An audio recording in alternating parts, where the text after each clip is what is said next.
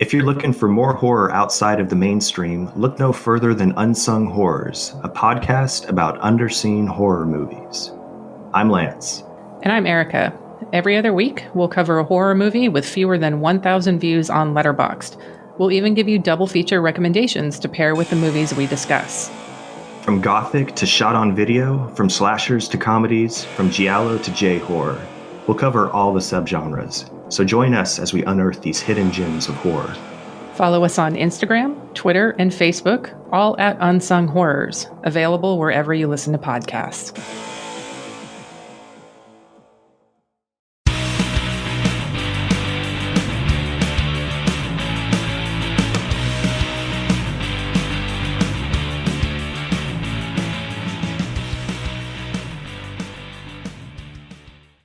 Welcome to They Live by Film. I'm Adam Lundy. You don't see me on the YouTube channel very often. I haven't made a video in a little while, but this man here on screen definitely coaxed me to come back on. I'm joined by Ryan Verrill from The Disconnected. He's been a friend of the podcast for a long, long time.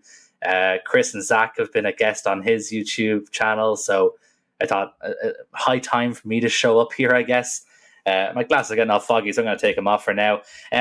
We're kind of doing an interesting experiment with this. So this is actually the first part of a kind of a two-part video.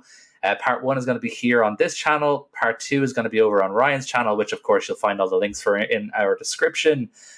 And then I'm also going to put it all together on the podcast. So, you know, if you found yourself here, if you're a normal podcast listener and want to just listen to it when you're driving to work or whatever, you will have access to that as well. But basically, what me and Ryan kind of decided to do a few weeks ago, well, a few months ago, I suppose, at this stage, it's been planned for a while. What we basically decided to do was just to pick a couple of movies. We didn't really have anything in particular in mind. We just kind of started talking about what we have and haven't seen. And, you know, a couple of stuff came up. And we essentially settled on watching a couple of South Korean movies that you can probably put into the horror/apocalypse genre.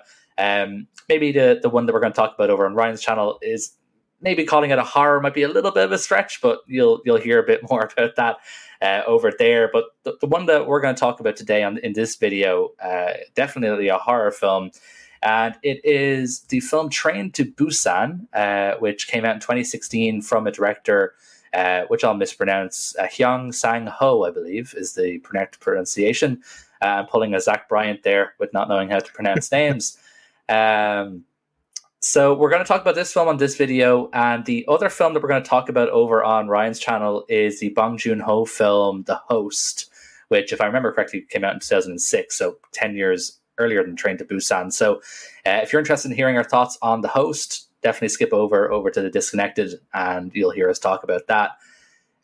But for now, Train to Busan, I suppose, again, this is kind of how we do things on the podcast, Ryan. So if you're cool doing it this way, I always like to just jump in and just, what's your like knee-jerk thoughts, really brief, you know, after watching this film?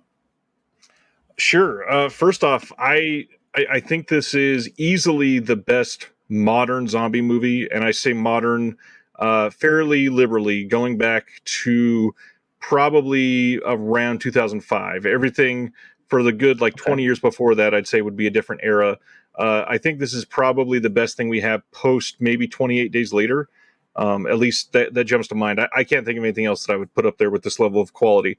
My biggest knee-jerk things with this is I love the acting in this. There's not a single performance that I really doubt as less than earnest in any way.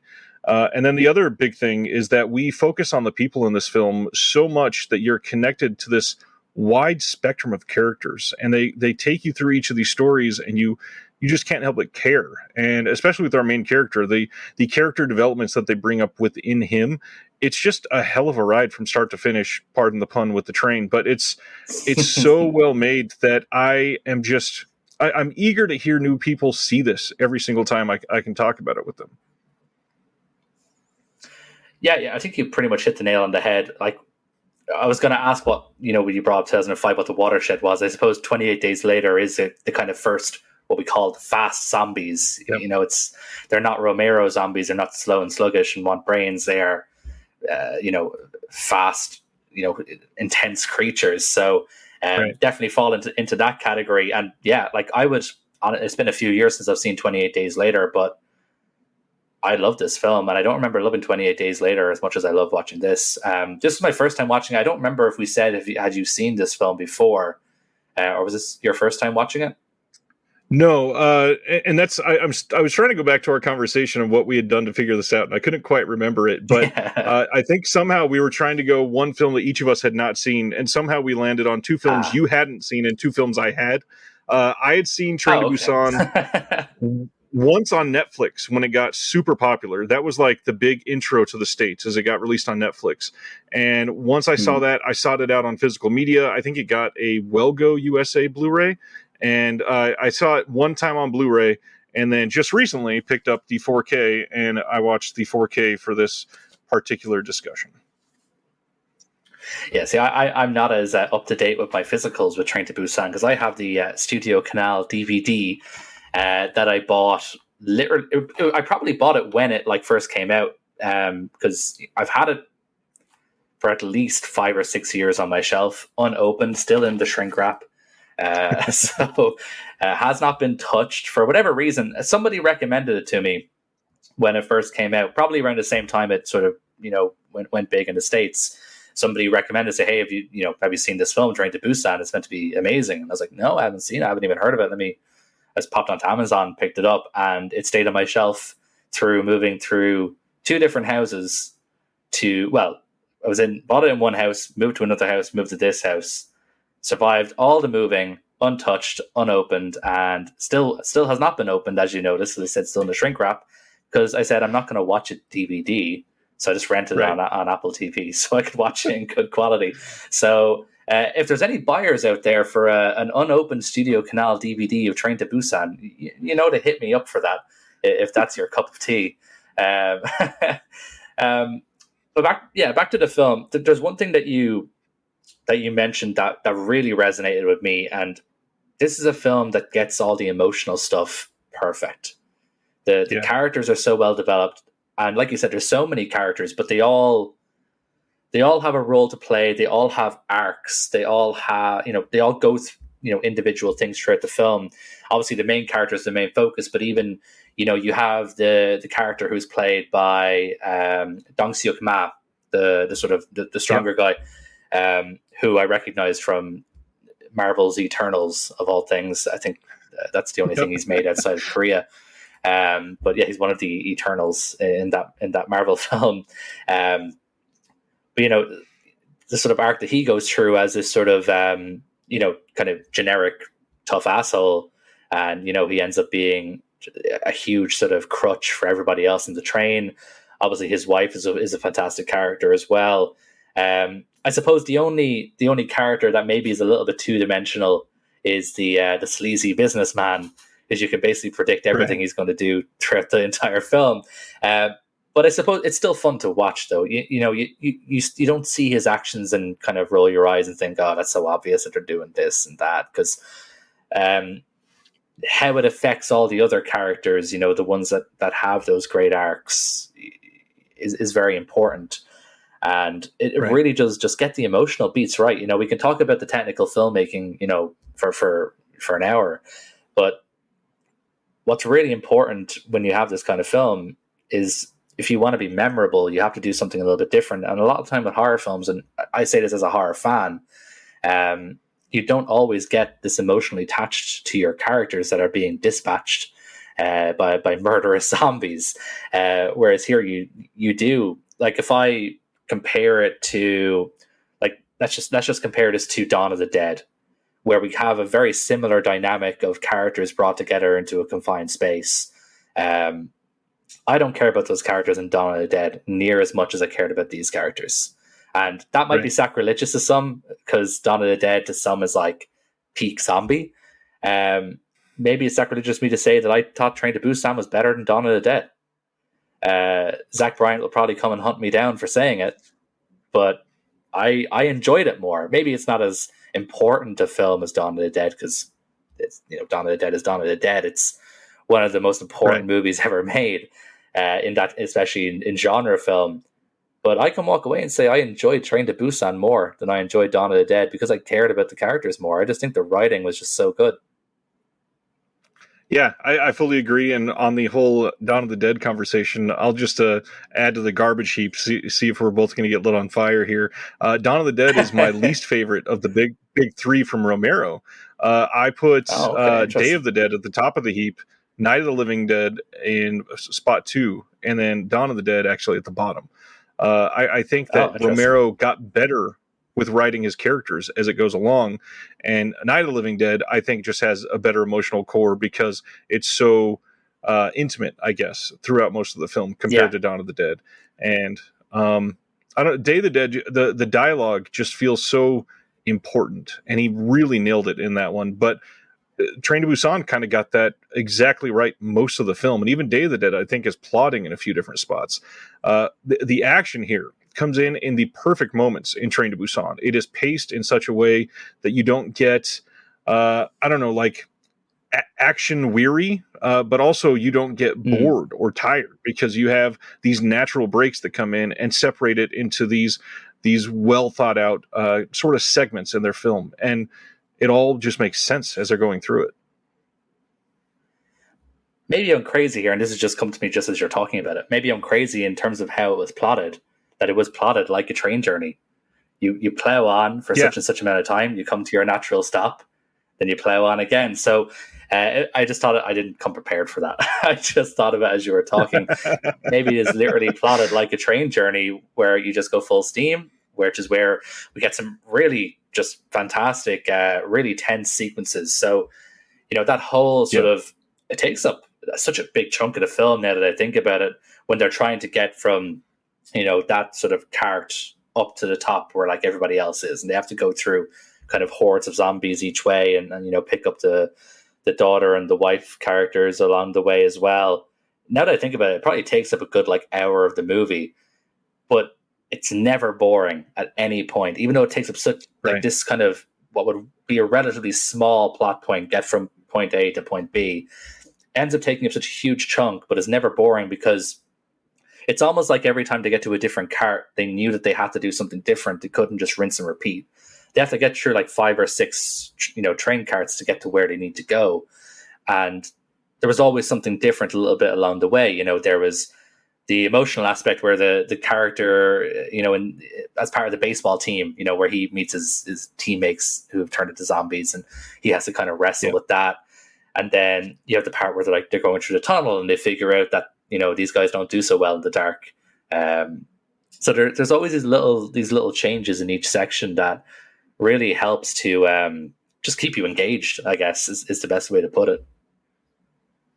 Yeah, and the way that they treat each horde of zombies that they face in each car along the way, it's funny because they, not only are they separated by the baseball team, but they have these other mechanisms to solve getting through that cart. So it keeps you engaged because it's this ongoing thing. And I think that this is probably the best time to mention the biggest pop culture phenomenon in zombies over the last 20 years, which I think this is where The Walking Dead really faltered. Because a lot of the we're going to face the zombie horde is always the same. A lot of the ways that they had to solve things, it was the same type of thinking. Sure, you had a different villain come in with Negan or a prison warden or whatever, but it's not the same as on this train. I mean, even writing an hour and a half long movie, they could make these separate in such a way that you're like, oh wow, this is tough. How are they going to overcome this? This is completely different than the last one. Walking Dead never felt that way. It just felt like a completely different thing, which is why I think this is probably a much better zombie representation for pop culture over the last 20 years. Yeah, it's strong.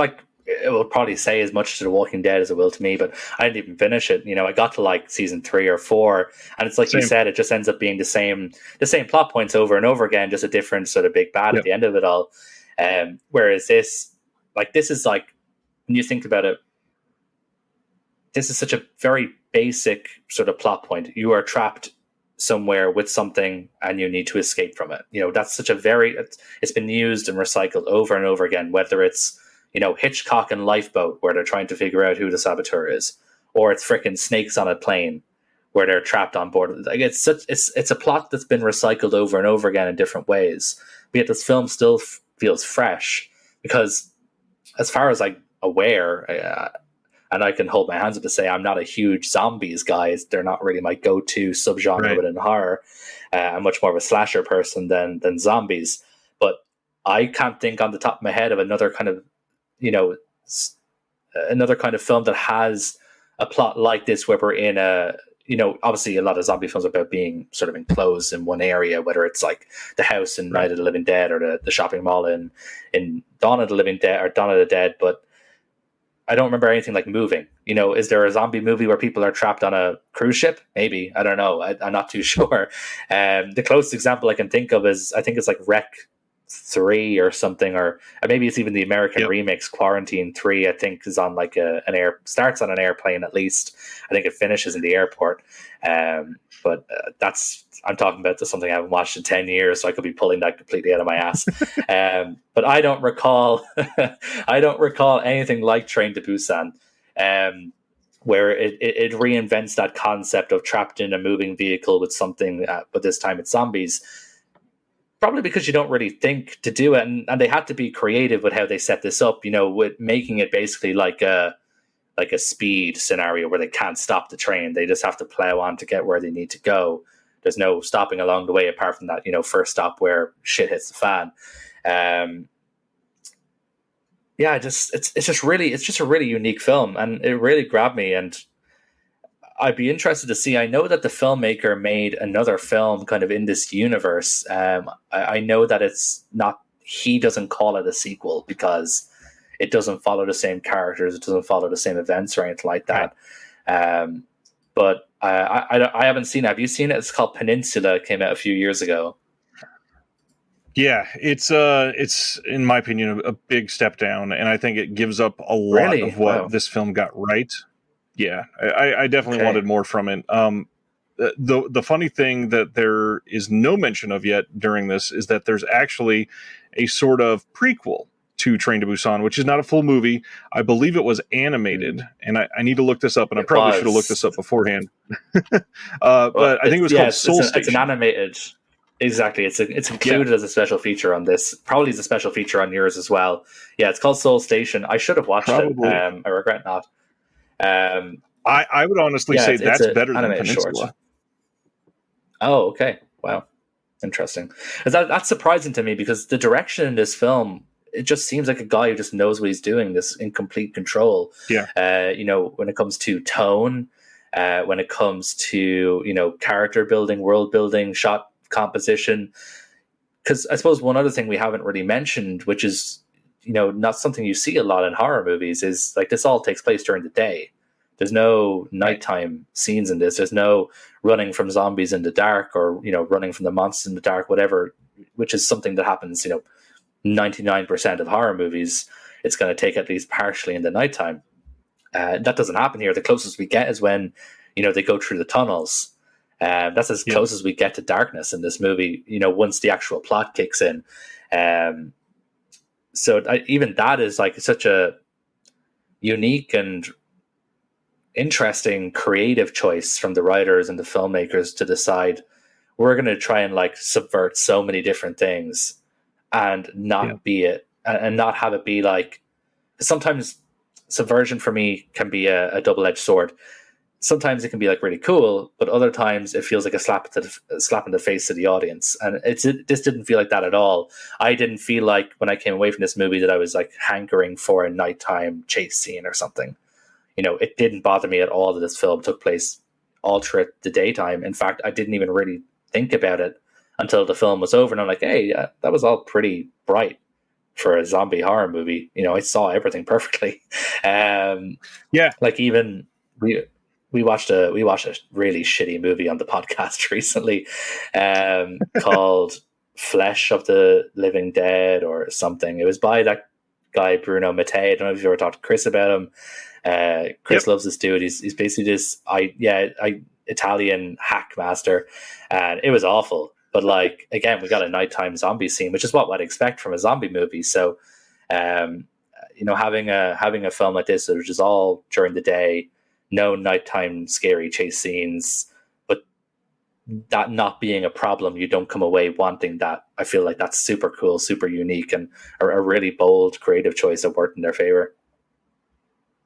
Well, and even horror as a whole, you normally expect there to be more fear in the dark because there's more of the unknown. That's more, I mean, a lot of us that grew up with the whole Nickelodeon age of the 90s, there's literally a show called Are You Afraid of the Dark? Because it's just such a common trope. It's something that when you think of horror movie, most of the time, it's going to be hidden in the shadows. There's going to be something that is obscured. And in this movie, there's nothing. I mean, everything is on blast, everything is highlighted, everything is dangerous because if they see you, they're coming after you. And they treat it so well that, like you just said, you don't notice until the end. And the only thing that you're really sort of noticing is that there's tunnels so that they can plan on these coming up and they can move quickly during those moments. But all that did was add to the tension, which made it, in my opinion, so much better than leaving it in the nighttime where everything would have been obscured. It's not this slow moment in between, these crazy sudden flashes of action. It is tension building between the flashes of action. And because of that, that's why the pace doesn't get, pulled down to something that could have been just really terrible, to be honest. Absolutely. And I suppose now that I think about it, there's probably a logical reason plot-wise why they didn't have any of it in the dark, because as we learned very early in the film, the zombies can't really see in the dark. So it would have been almost like a Bird Box scenario, if or those kind of films where you have to like be really quiet. What's the other one called? A Quiet Place, where they have to be really quiet. Yeah, A Quiet Place. Yeah, it would have just been A Quiet Place with zombies, I guess, if they had it take place at night.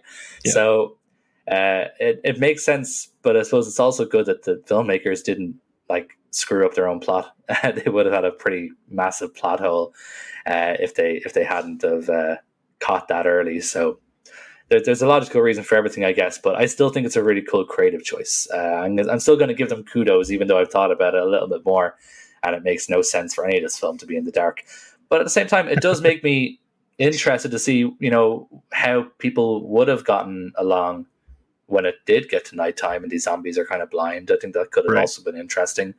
Again, I haven't seen the quasi sequel, so maybe this is touched on there, but maybe that also could have been interesting. But I'm glad they did it as they did it. Like, ultimately, when I think about it, just as a package, I don't think I'd change anything about anything in this movie.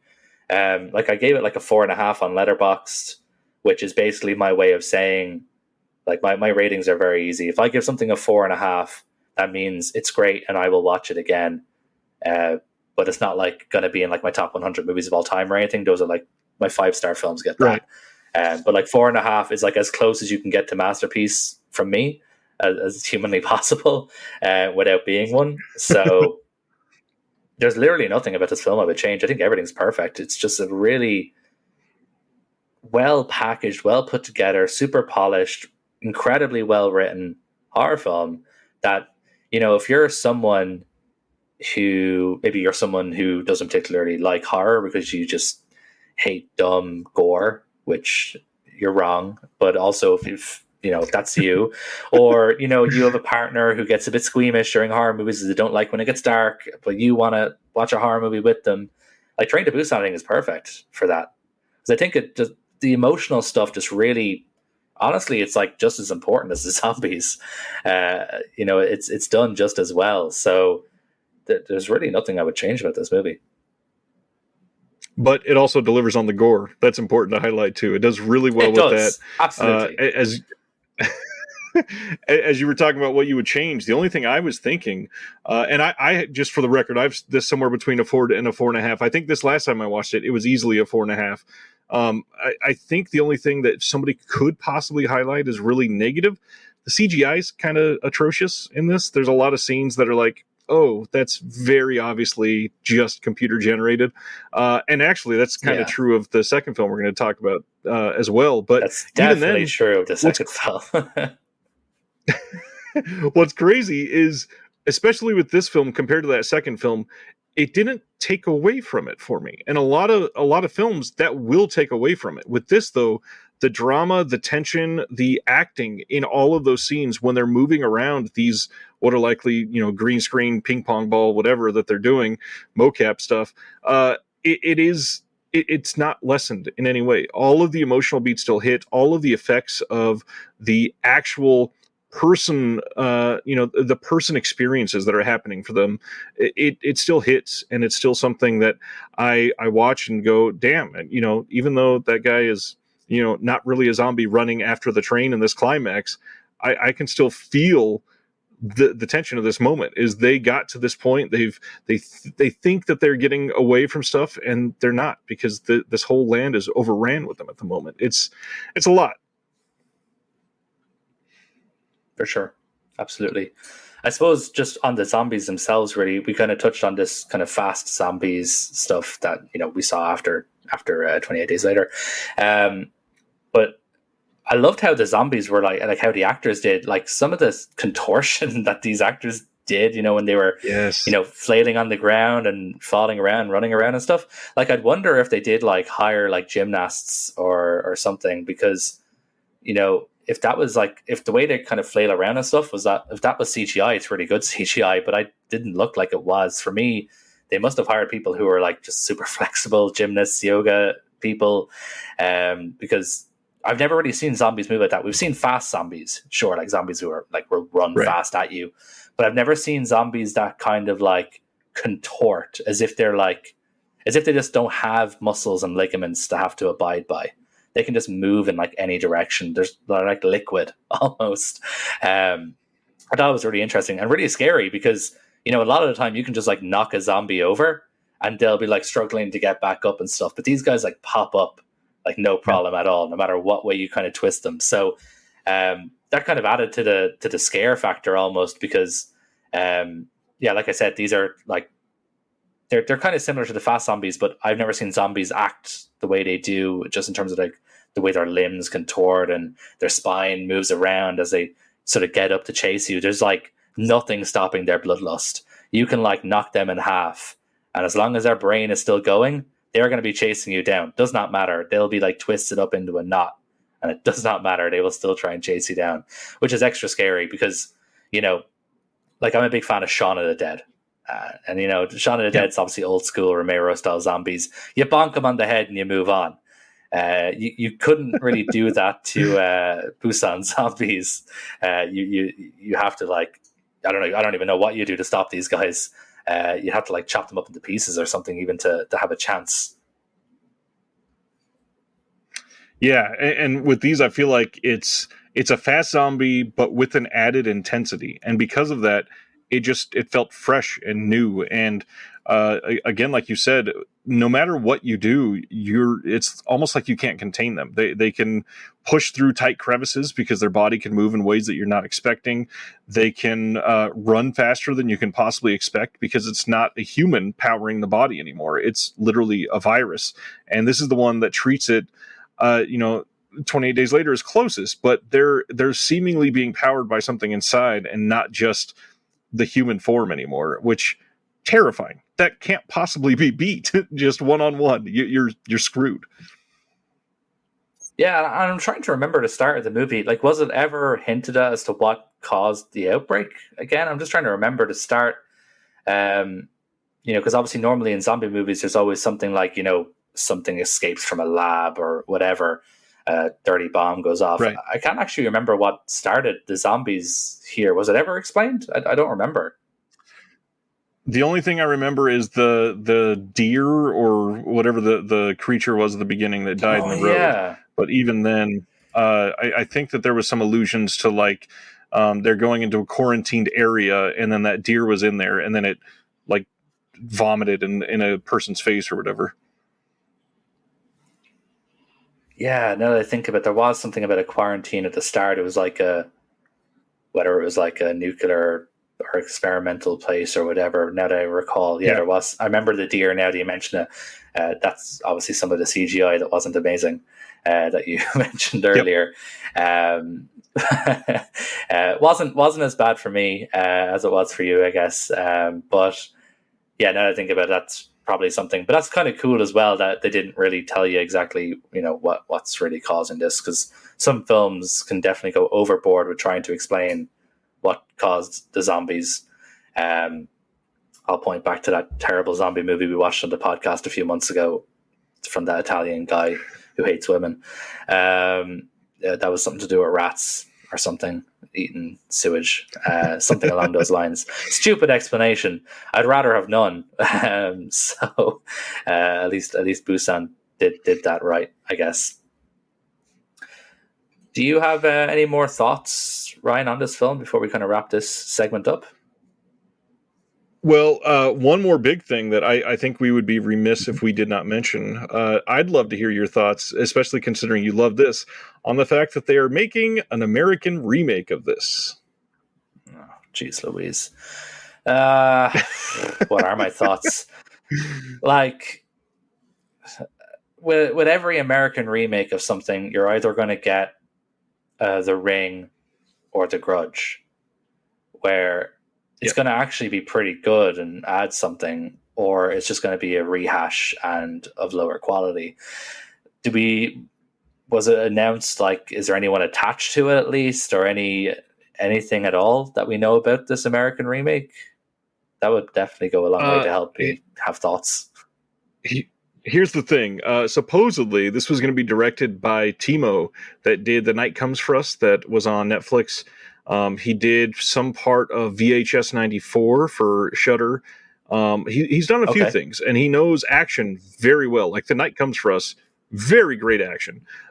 However, it's an American remake, and as far as I remember, I believe the release date was supposed to have already been this year. It was supposed to have been in like March or April.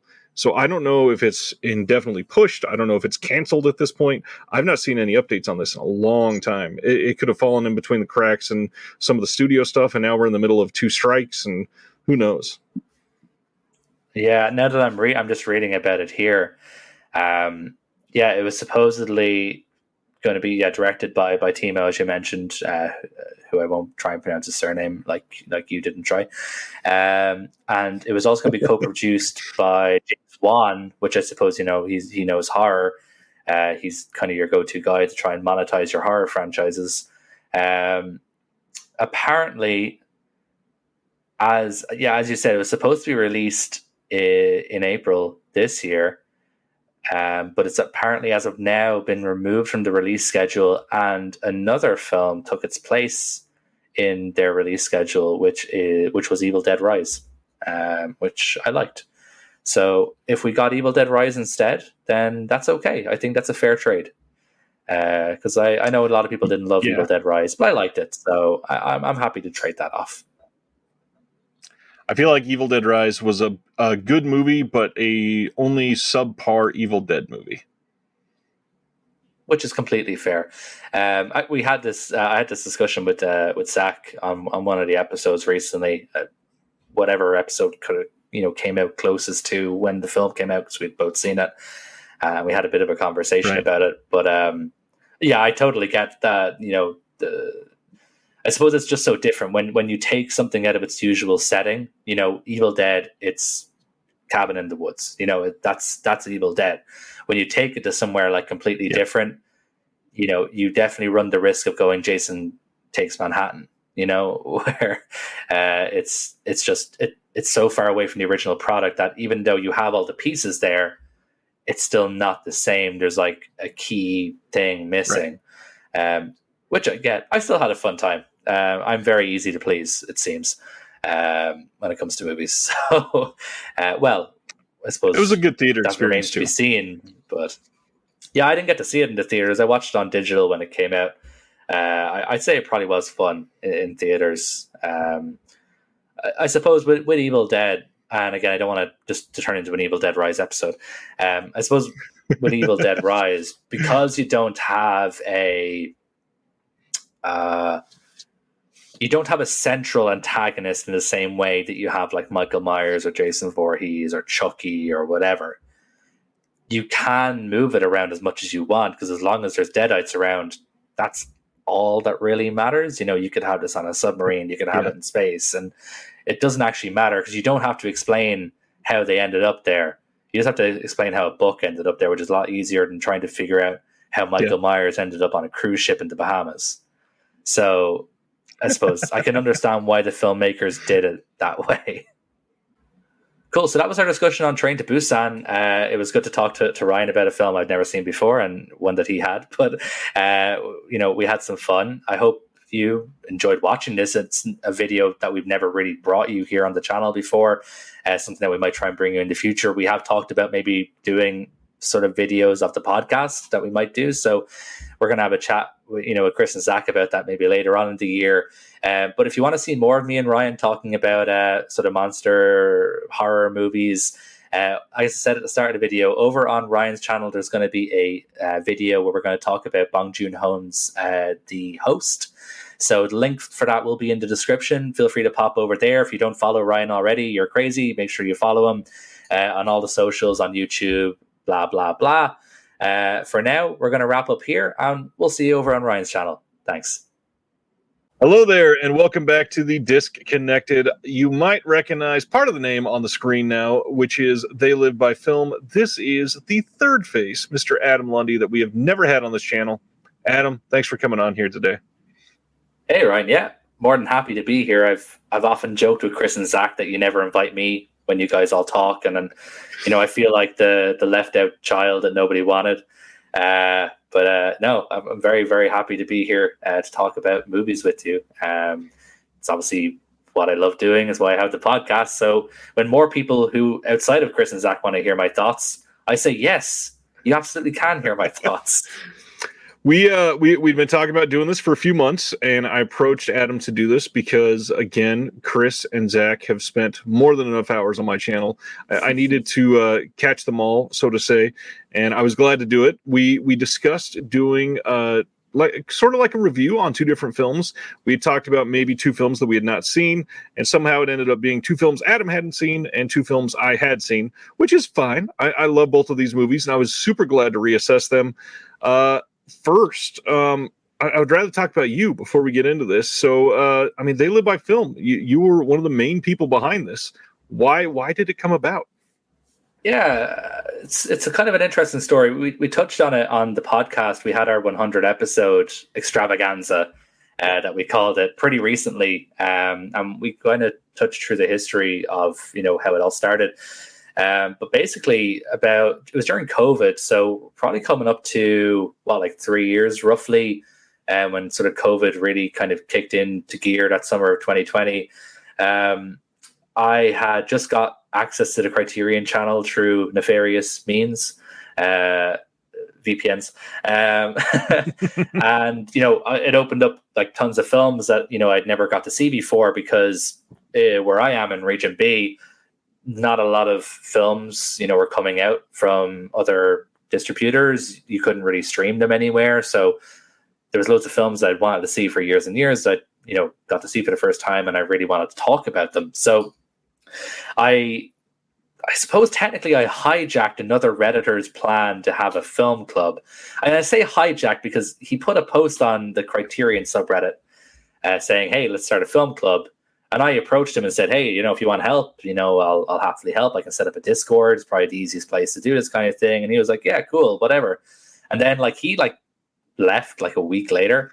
So I just became the de facto leader of this subreddit, or this Discord, I should say, which kind of grew over time. And I'd say it was about 6 months later. Well, I suppose I should say Zach was one of the first people in the Discord server. He was what we call the OGs, because he was day one people who commented on this Criterion post about people joining. So Zach was in there from day one.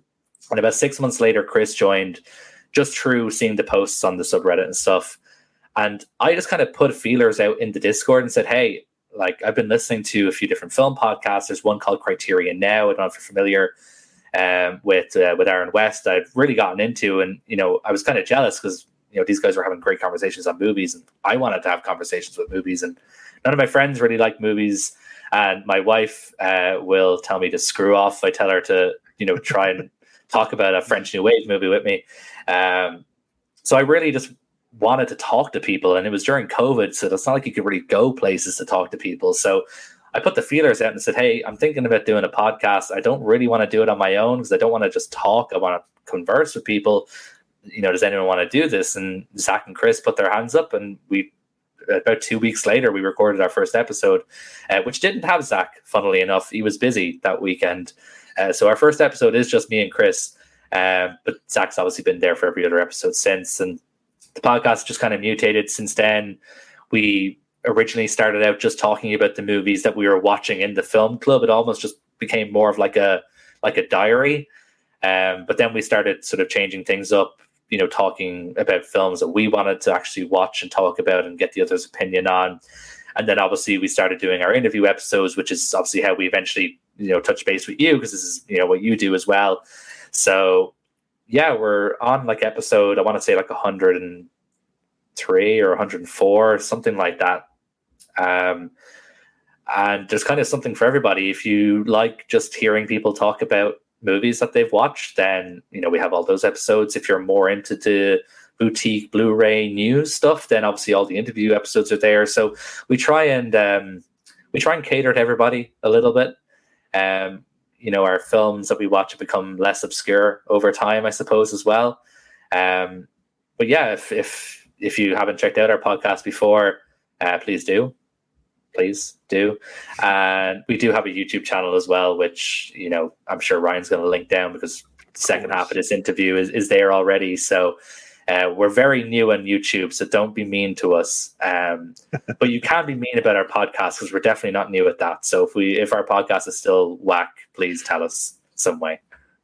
Well, I've been championing They Live by Film for too long, because I love all you guys. The amount of playful badgering around film is exactly the perfect level. The amount of terrible opinions on French New Wave films is exactly what I appreciate. The amount of episodes on Deathbed, it's what the minimum of what people need to hear. So completely agree. Honestly, not enough podcasts talk about Deathbed, the bed that eats. I'll be serious. Like, I was... When Zach picked that to watch, I thought, this guy's just being an asshole. But like, genuinely, it was like weirdly good. If you've never seen Deathbed, Bed to Eats, viewers, watch it. There is a scene where a bed eats Kentucky Fried Chicken. And it is and I say this completely unironically, and I've said this on the podcast multiple times. I'm so unironic when I say that the scene where the bed eats the Kentucky Fried Chicken, that is the peak of cinema, because no other medium can do that. No other medium can show a bed eating chicken. So watch Deathbed, the bed that eats. It's weirdly good. I love that. We started the conversation about what we would cover, and somehow we ended up in South Korea. There is a companion episode of this on the They Live by Film YouTube channel that we covered Train to Busan. Lovely conversation. Hope you enjoy that one. But on this one, we are talking about the 2006 Bong Joon-ho film, The Host. First, let's do it the same way that you do it on your channel. Let's dive into some immediate thoughts, because it sounds like you like this one significantly less than me. Yeah.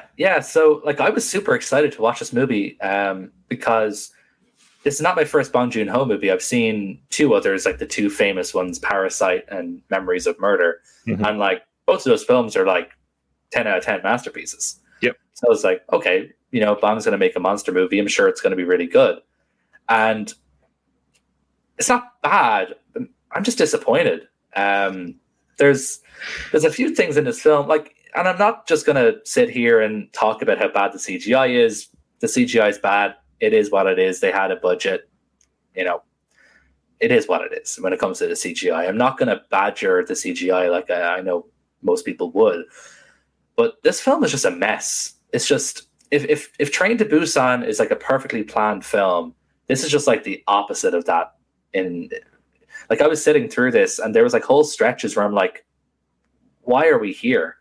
Why are we doing this right now? Let's just, and maybe it's just because I got in just expecting a straight monster movie. I expected Korean Godzilla. Right. And it's not really Korean Godzilla. Not at all. Korean. Yeah. So maybe my expectations were in the wrong place, but for me, I just felt like the film overall is just a big mess. And I would have preferred it focus on one thing rather than try and focus on a few different things that this film does.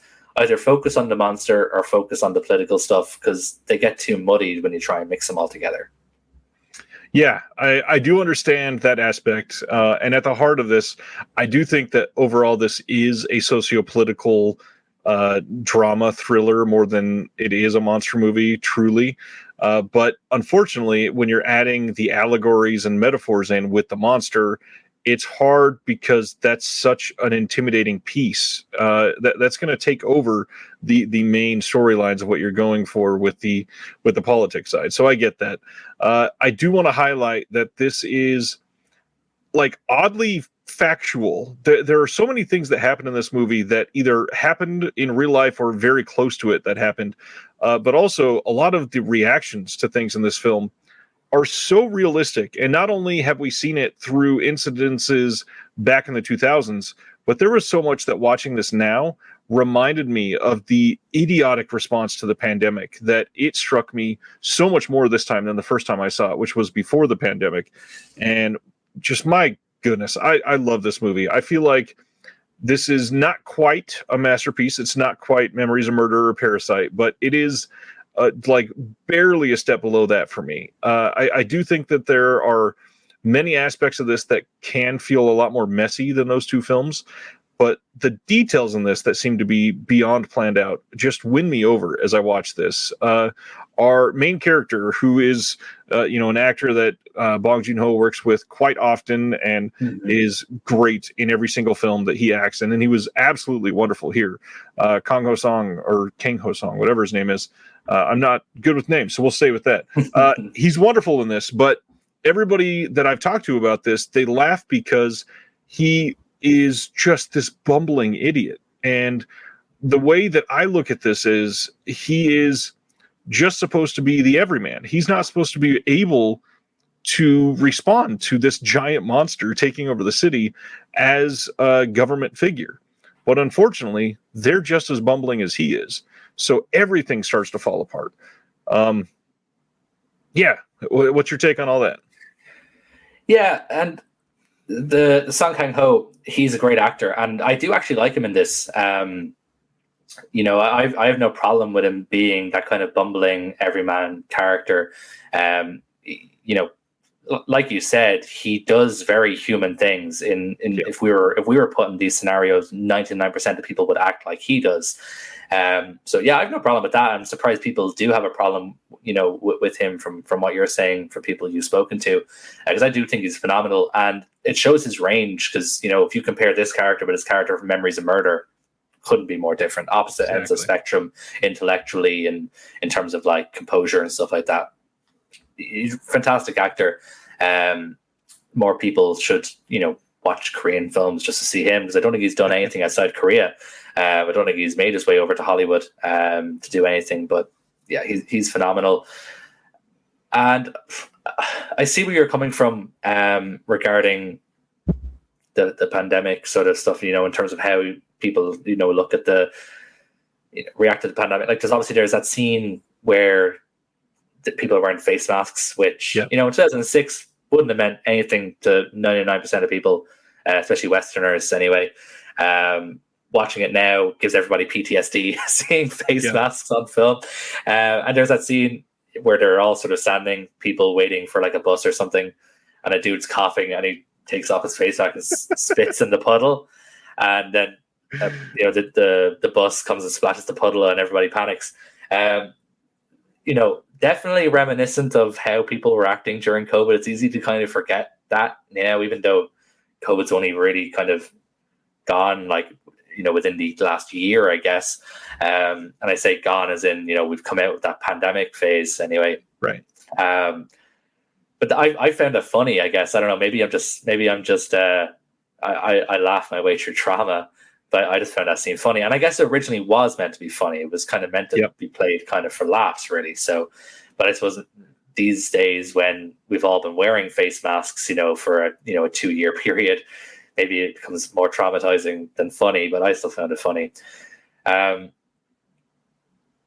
the problem I have, again, I don't want to keep harping on about how I think it's messy, because it's a very basic opinion, and I know I'm the bad guy when it comes to this movie. I'll just put it out there. I know that I'm the bad guy. I know that I'm wrong, because I was really excited to watch this movie because of the praise it gets. I think it has like 93 or 94% on Rotten Tomatoes, something stupidly high like that.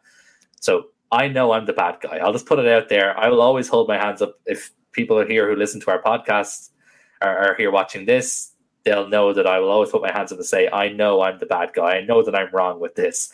And maybe I need to rewatch it, but it could have been one of those cases where it caught me on a bad day or something. But when I want to watch a monster movie, I want to see monsters and I want to see people fighting monsters. Right.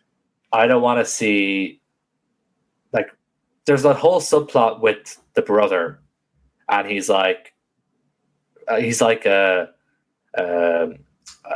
runaway from quarantine, and he's like, it becomes like a Mission Impossible movie or something, where he's like in that high rise in the office, and all the army guys go to get him, and he's like trying to escape. It's like watching like a bumbling Tom Cruise in like a Mission Impossible movie, and it's just so like out of left field. It really like took me out. I was like, what does this matter?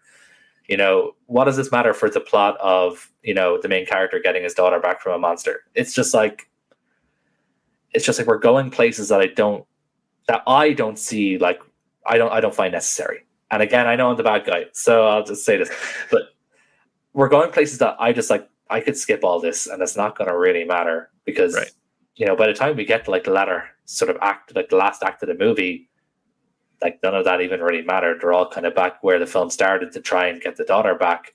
So we took like a hour detour just to end up back in the same place. So I don't know. I just feel like this could have been trimmed down to like a 90-minute fun, actiony monster movie. And instead we got 2 hours of like this extra socio-political stuff thrown in that I know. And you mentioned, there's a lot of, and I haven't touched on it yet, and I wanted to circle back to it. You mentioned that a lot of the stuff in this is actually weirdly based on fact. And I did some reading on that, about the whole formaldehyde going down the drains and stuff at the orders of the US. That was true. So what you see at the start of the film actually happened. And the monster was inspired by reports of, these deformed fish in the river, on the back of that. There's obviously the Agent Yellow / Agent Orange stuff that we can kind of touch on as well. So there is a lot of this. It's both smartly written and annoyingly put together, if that's the best way I can put it. Whoever, I don't know, did Bong write this movie or did somebody else write it? I'm not on familiar. This one, I think, he's the main writer on this one. He's the main writer. Okay. He's a smart dude. We all know he's a smart dude. The dude made Parasite. He made Memories of Murder. He's super smart. And there's a lot of ideas in this film that are really smart. It's cool to take something from real life and try and morph it into a monster movie. It's like with the original Godzilla. They took this idea of nuclear war creating this monster, whatever. That's cool. He tried to be too smart. He tried to add in too much stuff. That's my opinion. Again, I know I'm wrong, but for me, I don't know. I don't know why he's trying to make a monster movie if he wants to make a social political statement. Make a film about bureaucracy. Why make a monster movie? The way you said at the beginning might be the explanation here. Is you said you wanted a South Korean Godzilla. This is kind of a South Korean Godzilla, but with a lot less of the monster. It's mostly focusing on the U.S. as Godzilla aspect. And when you're looking at this, every single scene that has anybody that is a government official, it is there for a reason. That's what they're using to drive the plot. So when the brother is escaping in its Mission Impossible style, all these resources are poured into law enforcement and poured into chasing down something that's not really the task at hand. So in a way, it makes sense because it's commentary on life in South Korea at that moment. So I get that it's meandering from the film and it's not what you wanted.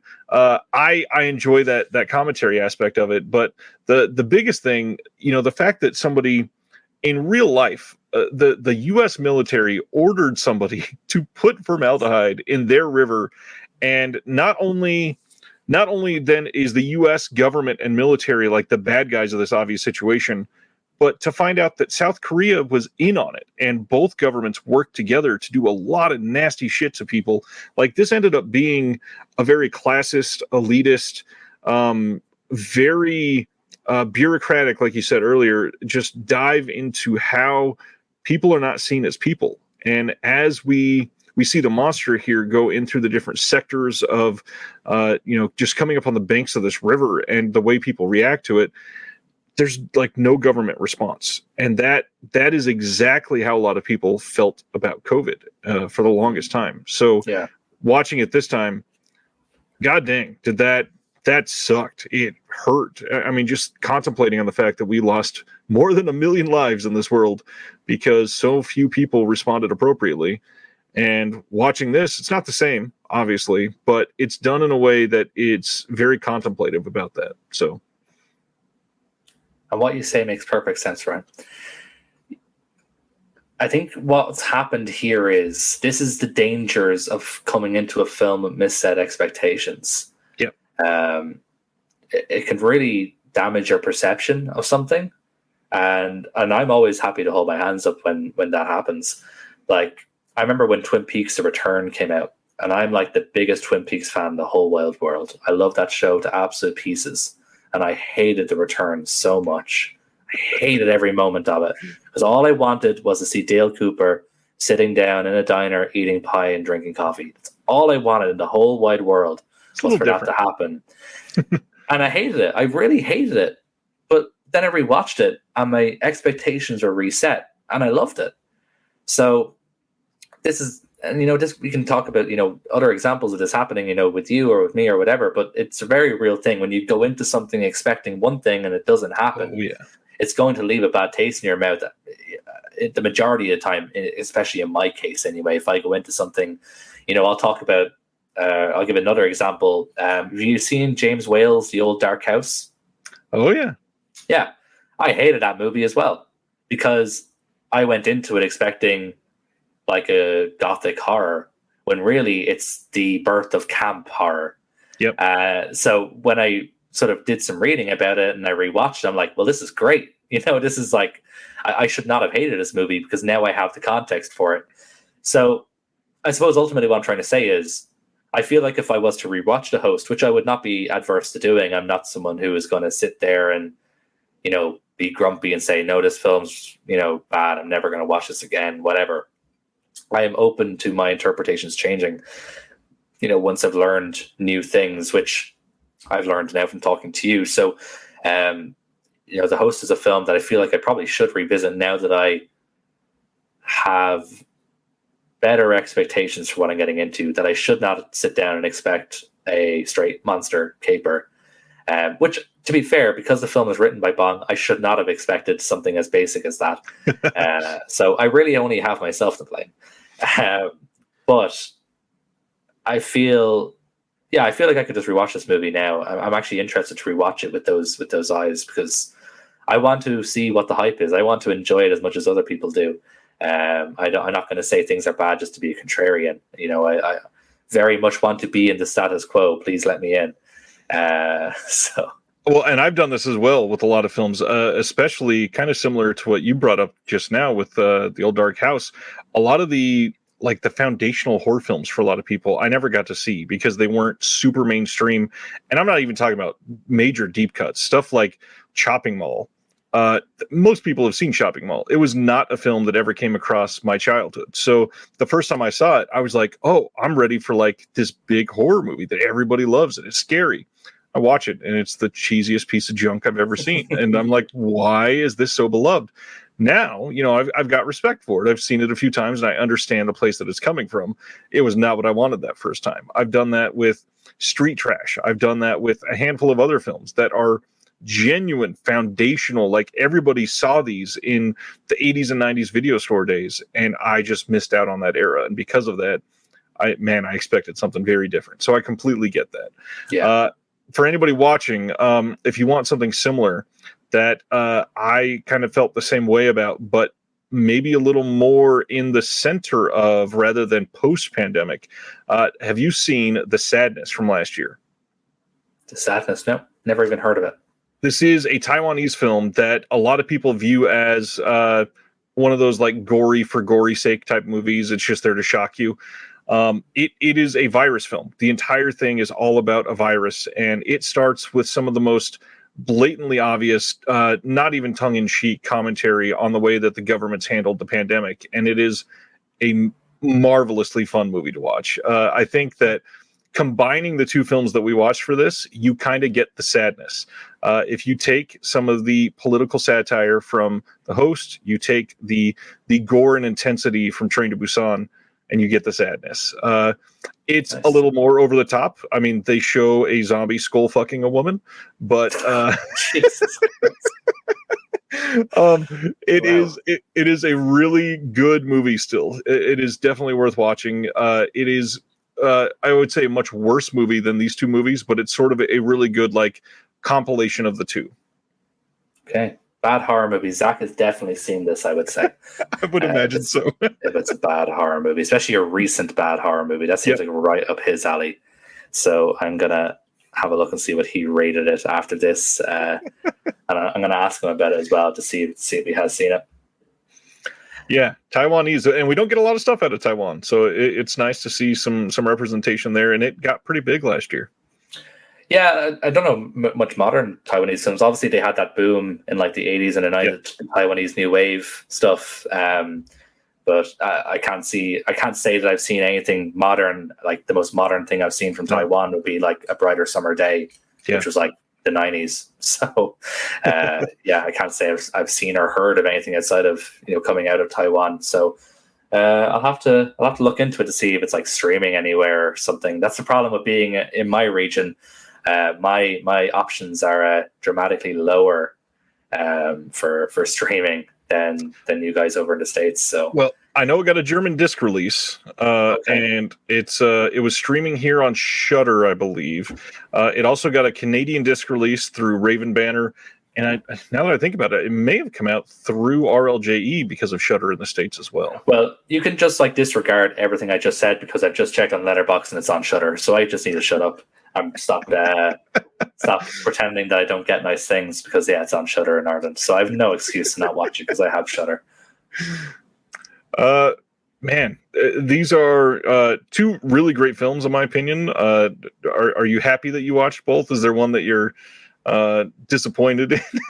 Well, I suppose we've talked about it. Like, I'm super happy that I finally watched Train to Busan. Over on the other video on the They Live by Film channel, I go into a little bit my story behind Train to Busan and my my super rare DVD that somebody can buy if they want.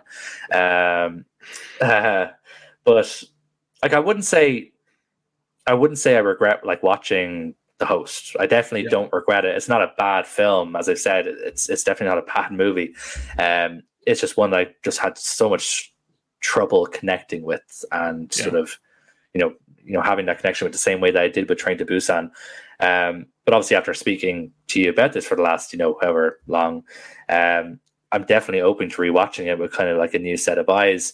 I suppose, like, while we're on your YouTube channel, it'd be weird if we didn't talk about physical media. So I might as well show off how I watched this. So in Region B, I want to say it's probably about 2.5, maybe even 3 years ago. There is a company there called Curzon. To kind of put it into American terms, Curzon is kind of like the British Janus Films. They get their hands on a lot of art house stuff that they distribute through affiliated theaters, but then they also have a physical media wing called Artificial Eye, but they don't seem to be branding stuff with anymore. So I think they've kind of moved away. And there's probably a reason for that, because you have guys like me who on our podcast will say that Artificial Eye is garbage. Yep.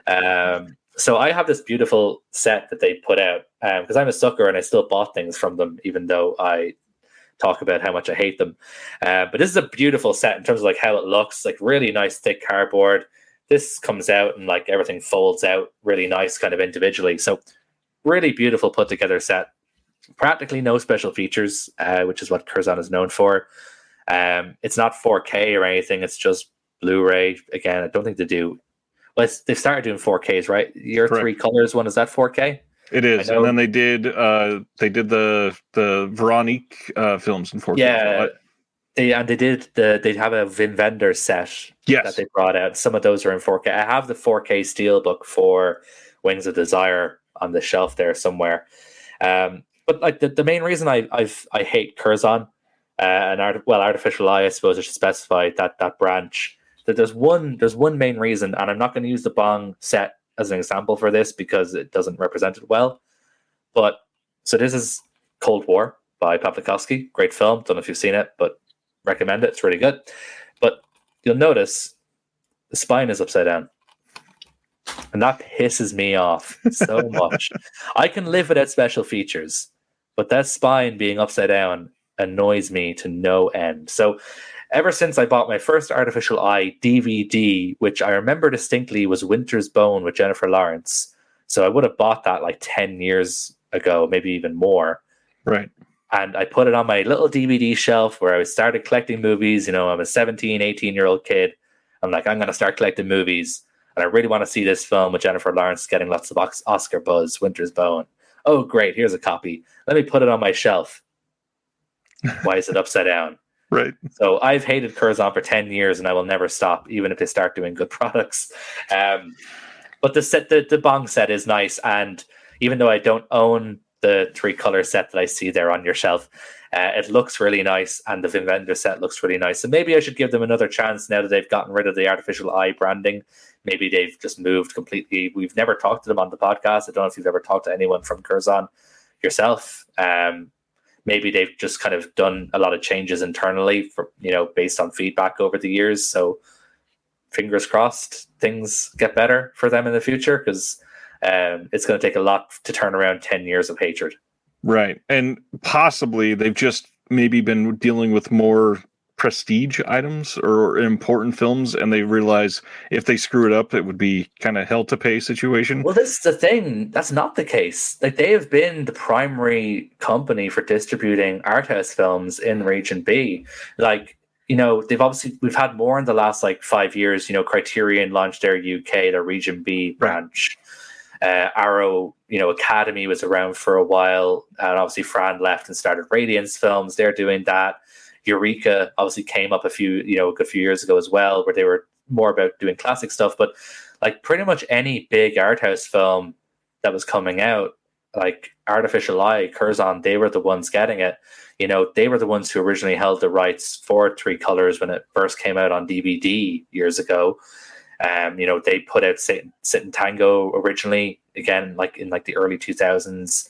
They've had box sets for all the big directors. My biggest pet peeve was that for a long time, they were the only way to watch Tarkovsky movies, and their prints for the Tarkovsky movies were awful, especially Solaris. Their Solaris print is just terrible. Right. So for the longest time, they were, and, they still have a lot of rights. They are still a big heavy hitter. Like I said, they are comparable to Janus, in the UK. They put out all the theatrical stuff for all the big art house movies. They have the monopoly on the theater stuff. Mubi are trying to kind of get in on that ground now with the newer films. So Mubi are kind of their main competitor now, but Curzon are still a powerhouse, and it's going to take a long time to get them off their perch unless they get their act together, which hopefully, looking at their last few releases, we've mentioned, if it seems as though they're getting their act together, which, that's good for everybody. That's good for us as consumers, whatever, I can make Artificial Eye jokes all I want about how bad they've been for the last 10 years. If they get their act together now, then great. I'll start buying their products again. I say again, I bought their Wings of Desire 4K when it came out, at the end of last year. So it's not like I've stopped buying from them either. So I'm part of the problem, I guess. But that's the difference. I think that Steelbook had plenty of special features. The Vim Vendor set has all kinds of special features. Yeah, looks great. The 3 Color set, it is way better than the Criterion. I think there's 10 short films in here, and I don't think any of them are on the Criterion set. So it is a much, much better type of release. So hopefully it's just a massive improvement from what it used to be. Fingers crossed anyway. That's, at the end of the day, we're consumers. So it's a win for us at the end. It's only good news if they improve. Right. Well, Adam, this has been a whole lot of fun to discuss both of these. I hope people watching will go watch the companion episode over on the They Live by Film channel. The entire podcast will be up on both of our podcasts. And other than that, I mean, now we got to do this again. We got to get you on as many times as Zach and Chris have been on. Absolutely, yeah. We'll try and come up with some other films or maybe do something a little bit different. But yeah, definitely would love to come on again, Ryan. It's been a lot of fun. Appreciate your time. We'll talk to you soon. Awesome. Take it easy, man. Thank you for listening to the Disconnected Podcast. There's one big thing that you could do to help the show, and that is to leave a rating and review on the podcast service of your choice. Thank you.